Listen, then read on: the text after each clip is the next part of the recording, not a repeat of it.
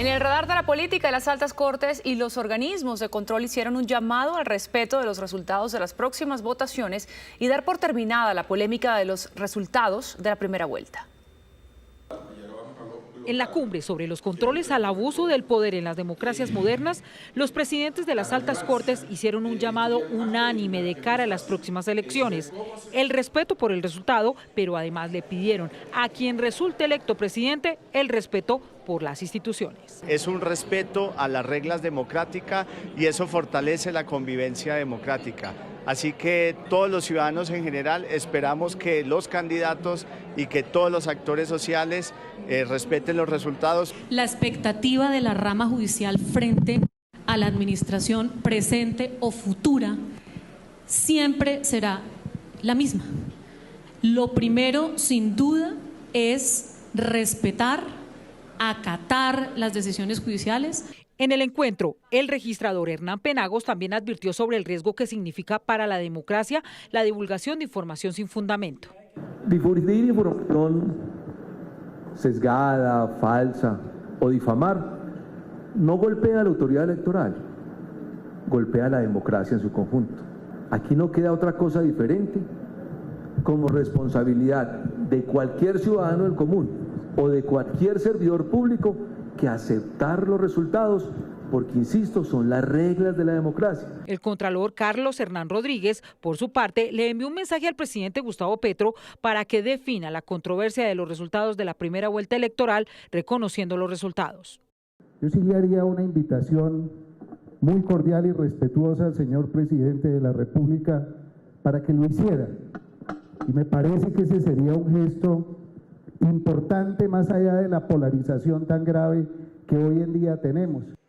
Al llamado del contralor se sumó el procurador Gregorio El Hash, quien enfatizó en que la autoridad electoral emitió los resultados sin que las manifestaciones del presidente de la República tengan algún efecto. Eso no pasa de ser el parecer de una persona que tiene un poder legítimo de ejercer la presidencia de la República, pero que no tiene la vocación de alterar de ninguna manera el decurso jurídico, institucional, de lo que ya sucedió, y es un hecho palpable. Los presidentes de las Cortes y los representantes de los organismos de control se sumaron al clamor de la Iglesia para que se evite el odio político por parte de las campañas.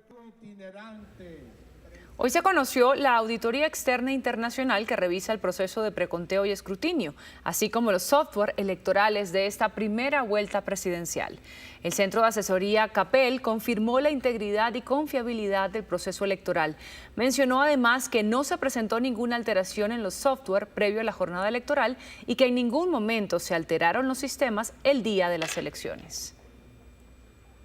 El Tribunal Superior de Bogotá emitió una decisión por medio de la cual le ordenan de manera provisional a Abelardo del Espriella abstenerse de utilizar el eslogan Firmes por la Patria y usar la camiseta de Colombia o la bandera en su campaña.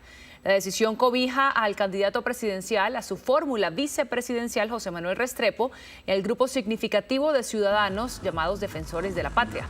Desde Cartagena, la Espriella respondió. Nos ha prohibido utilizar el nombre de nuestro movimiento popular. ¿Ustedes están firmes por la patria? ¿Ustedes son defensores de la patria? Desde hoy necesito la ayuda de cada uno de ustedes. Cada celular, cada camiseta de la selección que usen, cada video que suban diciendo firme por la patria, es un grito de libertad. Cada vez que compartan a los defensores de la patria, estarán siendo parte de este movimiento libertario que está derrotando a los de siempre y a los criminales que hoy nos gobiernan. ¿Me quieren ayudar con eso? Pongan en cada estado de sus celulares y en las redes sociales nuestro símbolo de campaña. Compartan nuestro himno.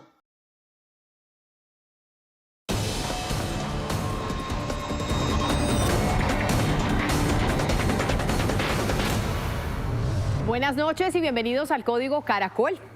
Finalmente se dio. El presidente de la Cámara de Representantes, Julián López, que se convirtió en uno de los mayores contradictores de Dilian Francisca Toro en la U y en el Valle del Cauca, pues son de la misma región, renunció a su curul y a la presidencia de esa corporación.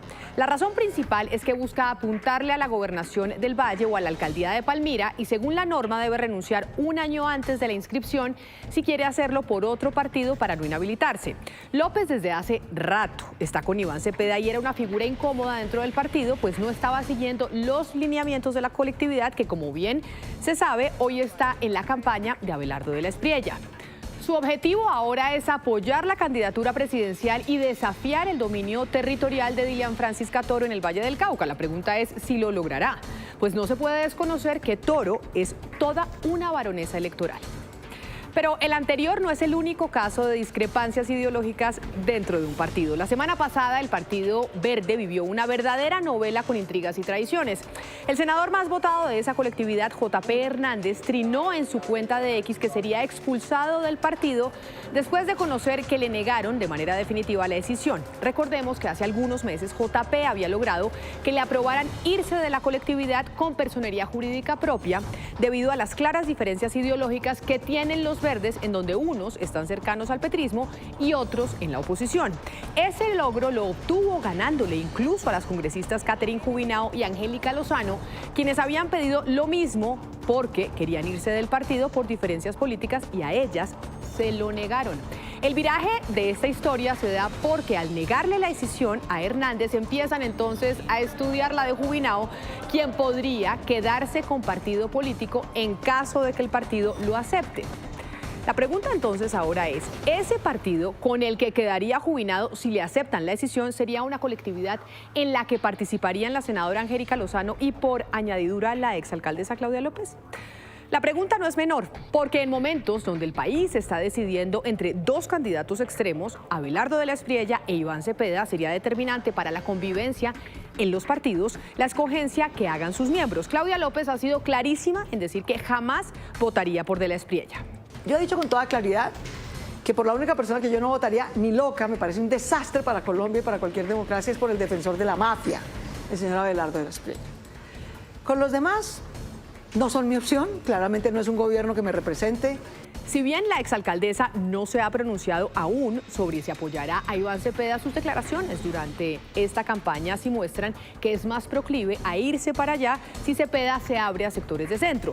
En cambio, Jubinao, quien quedaría con la personería jurídica del partido, ha sido radical en su oposición al gobierno Petro y férrea en señalar que ahora, sí, la campaña de Cepeda quiere acercarse al centro cuando no ha hecho sino maltratarlos. Por eso la pregunta es si en un mismo espacio político hoy caben Jubinao, Angélica Lozano y Claudia López. Más aún cuando en toda esta jugada política JP Hernández no saldría tan mal, pues se quedaría con su curul y libre de hacer lo que quiere en el Congreso y campaña por Abelardo. Hasta aquí el Código Caracol. A ustedes una feliz noche.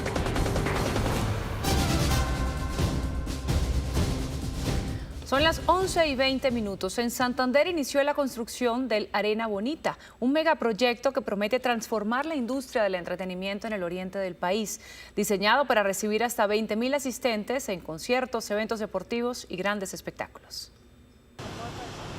Arena Bonita es el nuevo mega escenario para el entretenimiento en Santander, un proyecto de más de 114.000 millones de pesos que ya inició su construcción y que promete ser el centro de desarrollo económico y del espectáculo en el oriente colombiano. Hoy se instala la primera columna, luego tienen que instalarse las otras 31 columnas que van conectadas con vigas horizontales, luego se hace el techo y luego la cubierta para que podamos avanzar en tener un escenario adecuado para eventos acá en nuestra capital o en el área metropolitana de Bucaramanga. Tendrá capacidad para recibir de 18.000 a 20.000 asistentes en grandes eventos, conciertos, deportes y hasta congresos universitarios.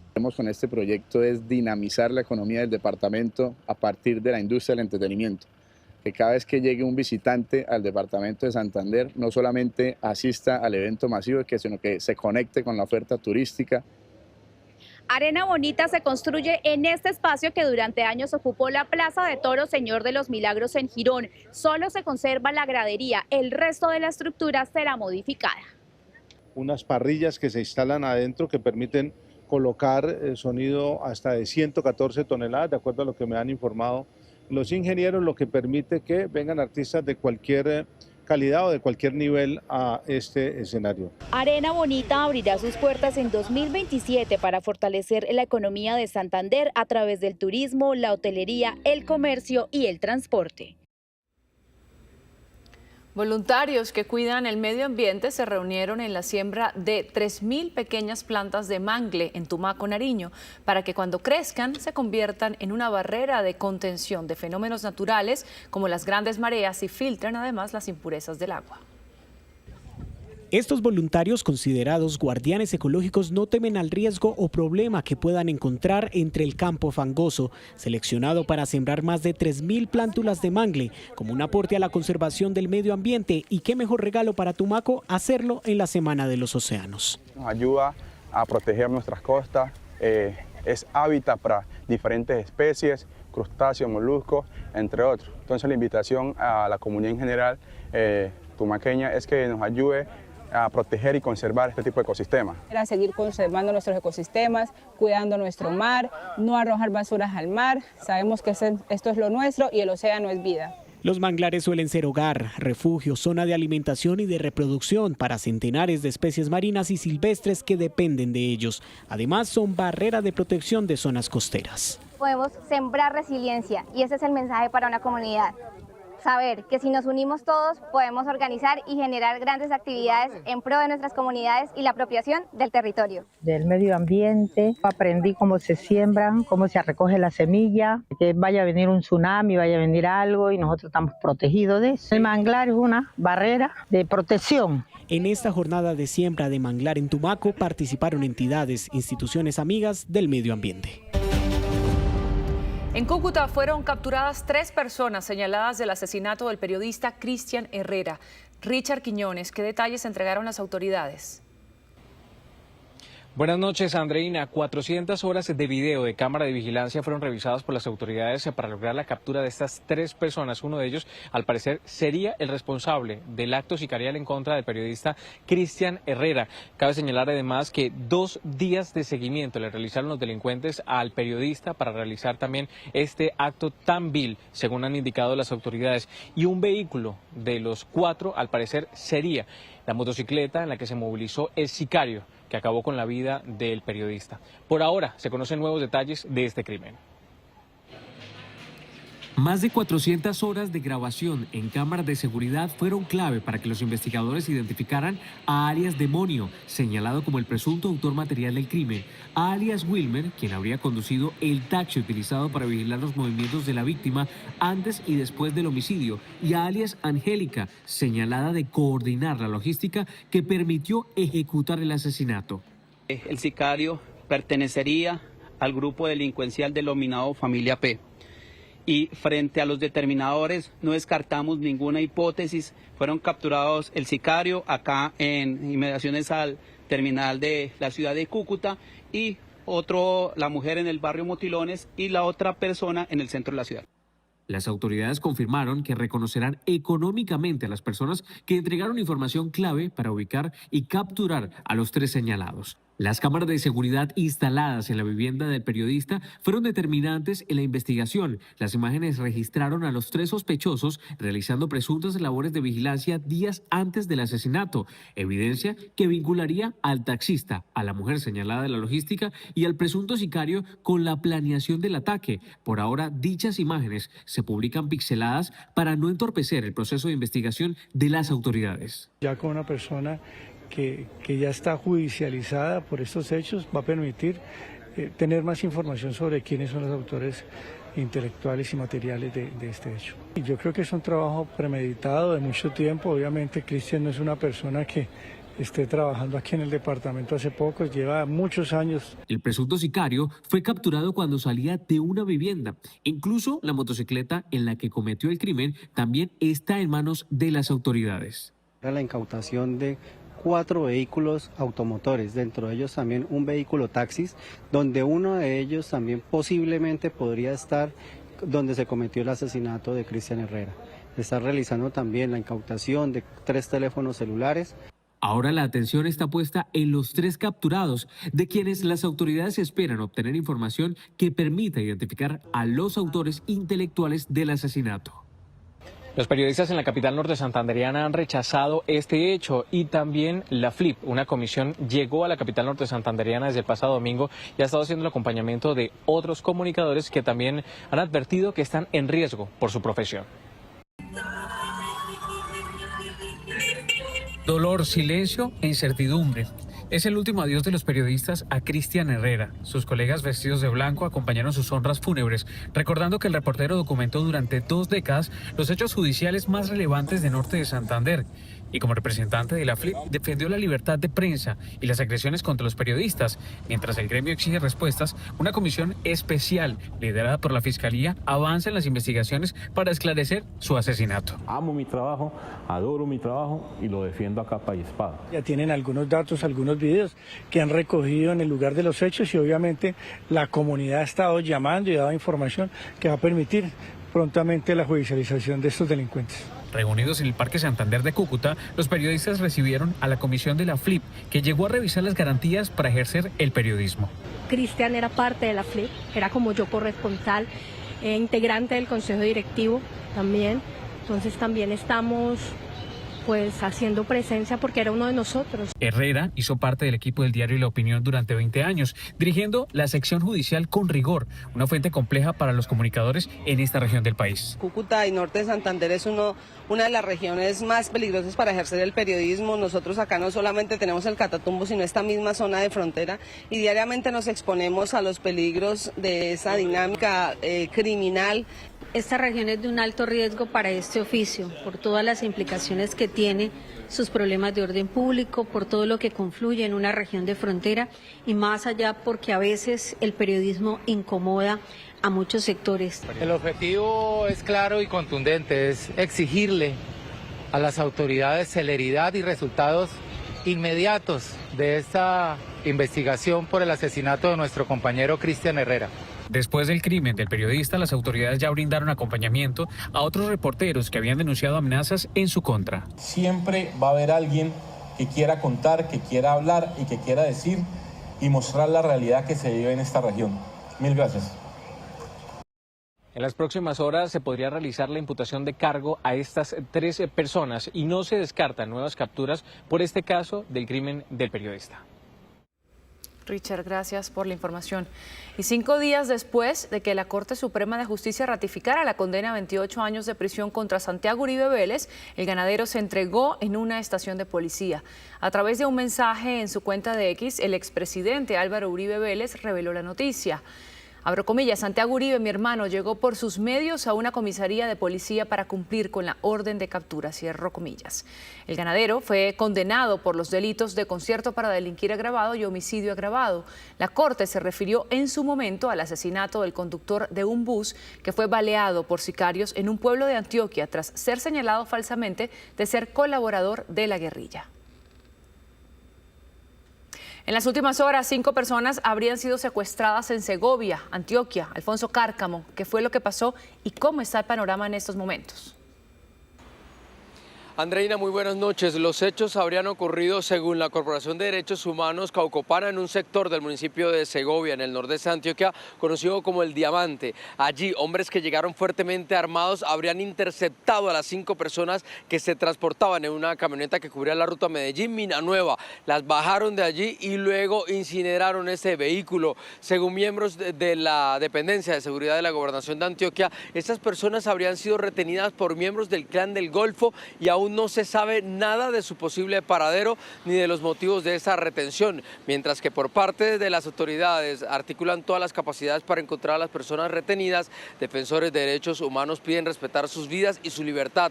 Recordemos que en esta zona de Antioquia hace pocos días ocurrió la masacre de 4 personas en el municipio de Remedios, exactamente a manos de las disidencias de alias Calarca.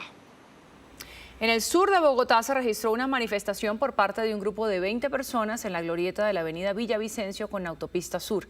Allí hoy fue adelantada una jornada de restauración del espacio público. como parte de un proyecto de renovación para el que instalaron un cerramiento que buscaba evitar su ocupación. Sin embargo, parte de este fue destruido por los manifestantes. El alcalde de Bogotá rechazó el hecho y enfatizó que seguirán adelante con la restauración de espacios bajo los puentes de Bogotá. Una falsa cirujana que le practicó a una mujer una mini lipo en su apartamento en el sur de Bogotá pagará 8 años de cárcel.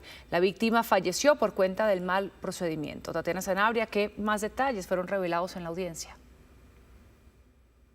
Andreina, buenas noches. Después de 3 años de investigación de la Fiscalía, un juez condenó a 8 años de cárcel a Caterine Zuleta, una mujer señalada por el ente investigador de realizar procedimientos estéticos dentro de un apartamento ubicado en la localidad Kennedy, en el occidente de Bogotá. En medio de esos procedimientos falleció Rosalba Rodríguez, una mujer que había asistido a ese lugar para practicarse una mini lipo. En el siguiente informe los detalles.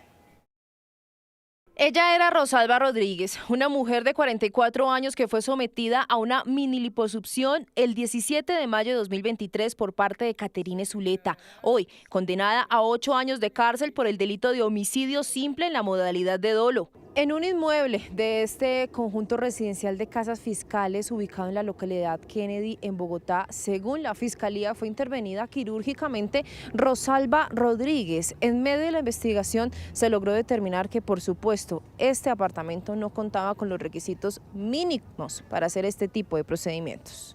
Según la Fiscalía, Caterine, quien lloró en medio de la audiencia que definía su futuro, operó a la víctima pese a no tener ningún tipo de conocimiento en medicina. Y el cual consistió en retirar grasa del cuerpo de la misma. Realizado por Caterine Zuleta Castilla, persona que no contaba con ningún estudio asociado a la medicina, que la acreditara para realizar este tipo de actividades, pero que conociendo que esto podría poner en peligro la vida de la víctima, nuevamente con desdén, decidió realizarlo, dejando el resultado librado al azar. Según la investigación, una vez la víctima dejó de respirar, Caterine la llevó a un centro médico que quedaba a tan solo 5 minutos de su casa, la Clínica Medical de Kennedy. Posteriormente se determina que falleció producto de perforaciones del pulmón derecho y del corazón, todo ello sumado a un neumotórax traumático o también por la presencia de aire en los pulmones, generado producto de los traumas penetrantes causados por un elemento cortopunzante durante la realización de la denominada mini lipo. La condena se da por cuenta de un preacuerdo pactado entre Caterine Zuleta y la Fiscalía. La mujer, en medio del proceso, aceptó plenamente su responsabilidad en la muerte de Rosalba Rodríguez. Y en otras noticias judiciales, la Fiscalía llamó a juicio al presidente de Ecopetrol, Ricardo Roa, por el proceso que enfrenta por el delito de tráfico de influencia. Recordemos que esta investigación se da por las presuntas irregularidades en la compra de un lujoso apartamento en el norte de Bogotá, en el cual habría terminado como beneficiario un contratista de la estatal petrolera. Se espera en las próximas horas conocer la fecha exacta de esta audiencia de acusación. Tatiana Sanabria, última edición. Tatiana. Y en Barrancabermeja, Santander, se registra un afloramiento de petróleo que está afectando al medio ambiente. Según Ecopetrol, se trata de un fenómeno natural. Este es el panorama en la vereda Barasanta del corregimiento del centro de Barrancabermeja, Santander. Un afloramiento de crudo contaminó alrededor de 800 metros cuadrados. Hay muchas familias que están en tema de contaminación por el tema de los olores, hay muchos niños, hay muchas personas que son tercera de edad, hay mucho ganado que está sufriendo por el tema de la contaminación que hubo en el aguacero. Según las autoridades ambientales, varios animales fueron afectados. Todo este pasto está contaminado. Esta es una zona donde tenemos aquí precisamente ganado, fauna, peces, pero que viene contaminando 1 kilómetro o a más de 1 kilómetro de contaminación. Ecopetrol informó que este hecho obedece a un afloramiento natural y que ya implementó un plan de contingencia. Varios barrios de Buenaventura están sin agua potable tras un grave daño en la tubería principal de abastecimiento. Valentina Gallego, ¿se sabe cuándo será restablecido el servicio? Andreina, buenas noches. Según la Asociación de Alcantarillado y Acueducto de Buenaventura, el daño se originó por el colapso de la tubería de conducción de 39 pulgadas, lo que impidió que llegara el agua potable a alrededor del 70% de los barrios de este territorio. Y aunque se tomaron medidas urgentes y un plan de contingencia, priorizando sectores como el de la salud y el académico, le hacen un llamado a la comunidad a utilizar el agua solo para las necesidades básicas.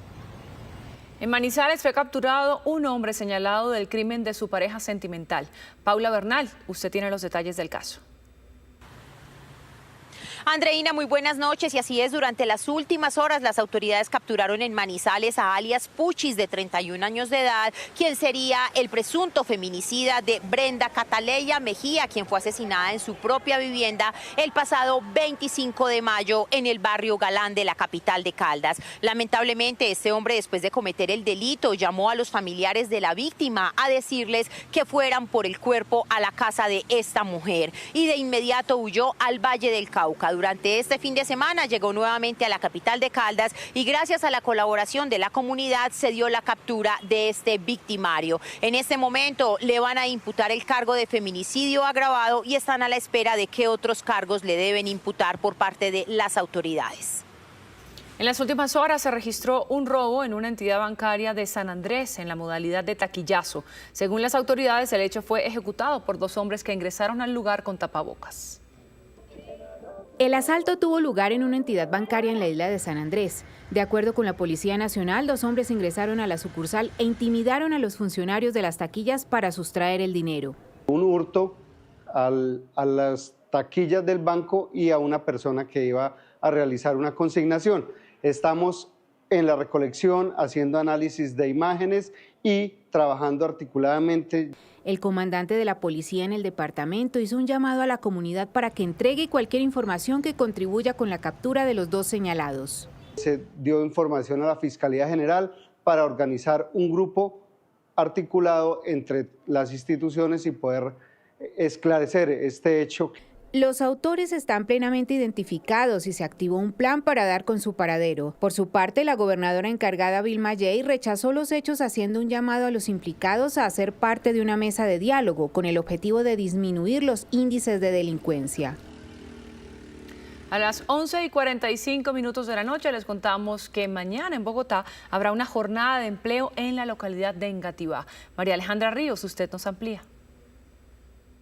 Andreina, son 50 vacantes para diferentes cargos como auxiliares de bodega, conductores de cargue y descargue con licencia C2 y auxiliares de control interno. La oferta está dirigida a bachilleres que tengan experiencia entre 12 y 24 meses, dependiendo del cargo, y la jornada se llevará a cabo mañana de 8 de la mañana a 11 de la mañana en la carrera 69, número 1625, en el sector de Montevideo.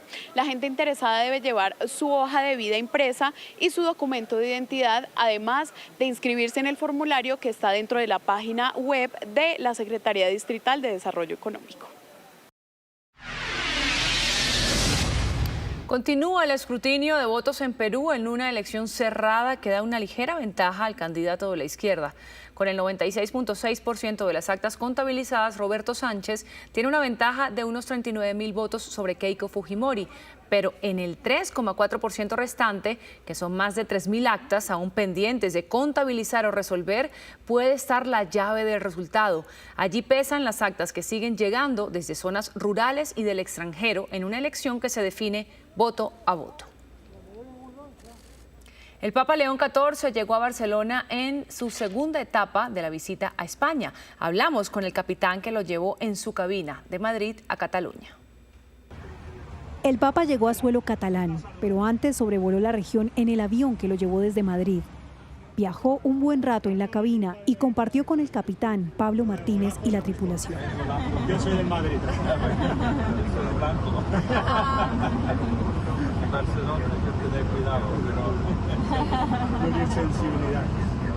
Una experiencia cercana para los elegidos por la aerolínea Iberia. Bueno, romper el hielo, como usted dice, con el Santo Padre ha sido muy fácil porque es una persona tremendamente cercana, muy cercano. Me ha sorprendido gratamente y bueno, pues hemos hablado de cosas, desde la temperatura, la puesta en marcha de los motores, y tiene formación en matemáticas y en física, y ciertas cosas que ha visto durante el vuelo le han llamado la atención. Desde el aire, León pudo ver la Torre de Jesucristo de la Catedral de la Sagrada Familia, que va a inaugurar este miércoles. A su llegada presidió una oración en la Catedral de la Santa Cruz y Santa Eulalia, sede de la Arquidiócesis de Barcelona. Es importante para cada uno de nosotros no permitir que nada destruya la unidad en la que Dios nos ha constituido y hacia cuya plenitud nos conduce día tras día. A su salida les habló en catalán. Bon día y bona hora. Buen día y buena hora fueron las palabras del Santo Padre a los asistentes. El acto más multitudinario de la agenda del Papa León XIV en Barcelona se dio en el Estadio Olímpico. Unas 40.000 personas se congregaron para asistir a una vigilia de oración presidida por el pontífice, donde abordó temas como los feminicidios y la salud mental. Es importante reconocer cómo la salud mental está cada vez más amenazada en el contexto de sociedades que se consideran avanzadas. El Papa llamó también a los jóvenes a aprender a detenerse, a dar valor a las cosas importantes para desarrollar un pensamiento crítico respecto a un sistema social que no pone a la persona en el centro y provoca situaciones de injusticia y de pobreza existenciales. Aumentó a 45 el número de muertos del terremoto de magnitud 7.8 que sacudió el sur de Filipinas. El sismo dejó además casi 500 heridos, más de 40.000 desplazados, daños millonarios en infraestructura y más de 1.000 réplicas. Las autoridades informaron que 4 millones de niños quedaron sin clases, pues el sismo redujo a escombros varias instalaciones escolares. Las tareas de búsqueda y rescate continúan, especialmente en General Santos, Sarangani y South Cotabato, las zonas más golpeadas del sur del país. Irán atacó con misiles una base de Estados Unidos en Jordania, después de que Washington lanzara una nueva ronda de ataques contra Irán como retaliación al derribo de un helicóptero estadounidense. De acuerdo al presidente Trump, el helicóptero tipo Apache se encontraba sobrevolando el estrecho de Hormuz. 2 pilotos iban a bordo, pero no resultaron heridos por el ataque. Según el Comando Central, la respuesta de Estados Unidos fue de tipo defensivo y proporcional ante una agresión injustificada de Irán. Cientos de manifestantes anti-inmigración salieron a las calles de Belfast y terminaron en disturbios. Los bomberos apagaron un autobús y varios vehículos incendiados durante las protestas convocadas tras un ataque con cuchillo atribuido a un solicitante de asilo sudanés. El episodio agrava la tensión en el Reino Unido por la inmigración y por el caso de Henry Nowak, el estudiante británico esposado por la policía mientras agonizaba tras ser apuñalado. Y así llegamos al final de última edición de Noticias Caracol. Los esperamos desde las 5:30 de la mañana en nuestra primera edición. Somos Noticias Caracol, primero la gente que descanse.